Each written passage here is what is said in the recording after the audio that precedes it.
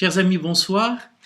Je viens aujourd'hui bien méditer avec vous le dernier verset du psaume 22 qui nous aura donc ce psaume occupé durant quelques jours. Le psaume se conclut par ces paroles « J'habiterai la maison du Seigneur pour la durée de mes jours ». Au cours de ces différentes vidéos, de ces différents commentaires du psaume 22, j'ai souvent abordé cette dimension de la vie éternelle. Et en effet, bien, cette dimension me semble tout à fait fondamentale dans la vie chrétienne. Parce que la raison ultime pour laquelle le Seigneur nous a créés, c'est bien cette vie éternelle.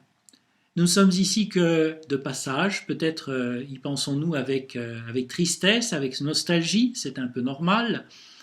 Et pourtant, eh bien, ce vers quoi nous allons est une réalité infiniment plus merveilleuse encore que tout ce que nous connaissons sur cette terre.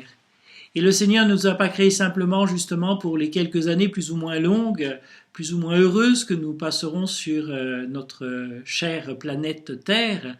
Non, le Seigneur nous a créés pour l'éternité, pour être, c'est l'expression de Saint Pierre, rendu participant de la nature divine.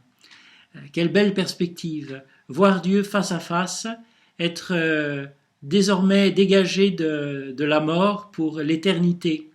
Nous nous souvenons de ces paroles de l'Apocalypse, de mer il n'y en aura plus, puisqu'en effet dans le langage biblique, la mer c'est le symbole des forces du mal, les forces de la mort, et bien dans la création nouvelle, il n'y aura plus cette mer-là, de mer il n'y en aura plus, il n'y aura plus de pleurs, plus de cris, plus de larmes, et la mort s'en sera allée.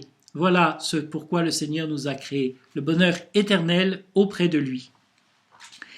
Et évidemment, c'est dans la lumière de l'éternité qu'en définitive, le mystère du mal eh bien, trouve en quelque sorte sa solution. Prenez bien sûr le terme solution avec beaucoup de guillemets.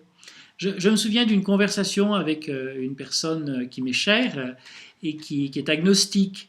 Et alors, une des grandes difficultés pour elle de croire vraiment en un Dieu qui s'intéresse à nous, eh bien, c'est la réalité du mal. Et en particulier, eh bien, ce mal qui ne vient pas de la malice humaine, en particulier certaines catastrophes naturelles, ou quoi qu'on fasse, eh bien, on ne peut pas toujours les éviter. Et cette personne me disait, non sans bon sens, évidemment, nous ne voyons les choses que d'un point de vue humain. Et c'est sûr que s'il y a la vie éternelle, si finalement la majeure partie de notre vie, si l'on peut parler de cette manière-là, eh bien c'est l'éternité qui nous attend, bien sûr que ces réalités, par ailleurs terribles, dramatiques, eh bien malgré tout, eh bien acquièrent une autre dimension.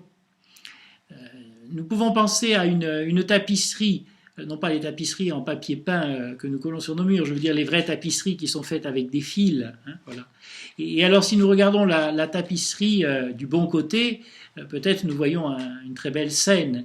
Et puis en revanche, eh bien, de l'autre côté, du côté où il y a les nœuds, etc., ce n'est pas folichon. On devine un petit peu le paysage, de quoi il s'agit, mais enfin, ce n'est pas transcendant.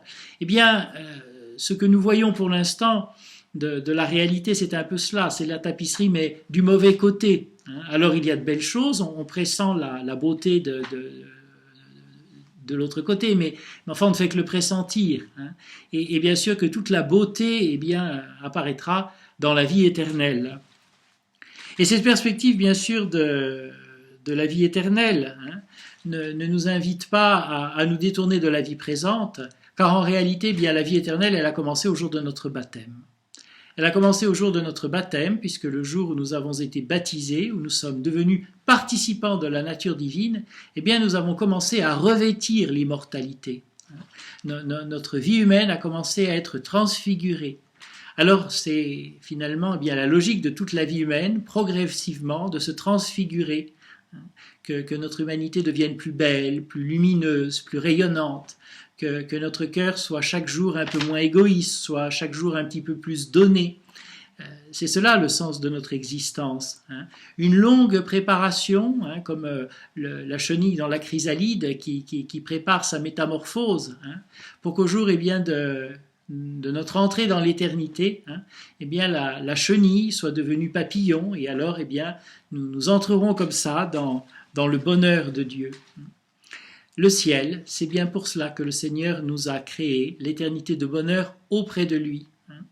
Et en attendant cette réalité, bien sûr, bien, nous ne sommes pas appelés à bâiller aux corneilles, nous sommes appelés bien, à vivre en chrétien, à vivre en sauvé, à vivre en ressuscité. J'aime beaucoup cette scène de l'ascension. Le Christ monte au ciel et voilà que des anges apparaissent et demandent aux apôtres un petit peu perdus, pourquoi regardez-vous vers le ciel, Allez maintenant annoncer qu'il est vivant. C'est une manière de dire, bien, vous n'allez pas rester comme ça, à tourner vers le ciel, à bâiller aux corneilles. Allons au travail. Annoncez le Christ, faites connaître le Christ, vivez du Christ. Mais dans cette espérance de la vie éternelle, dans cette certitude que le Christ est pour tous les jours auprès de nous. Voilà encore de belles paroles. Je suis, vous avec vous tous les jours jusqu'à la fin des temps. Je vous en parlais l'autre jour. Eh bien, nous allons rentrer dans quelques jours dans la semaine sainte.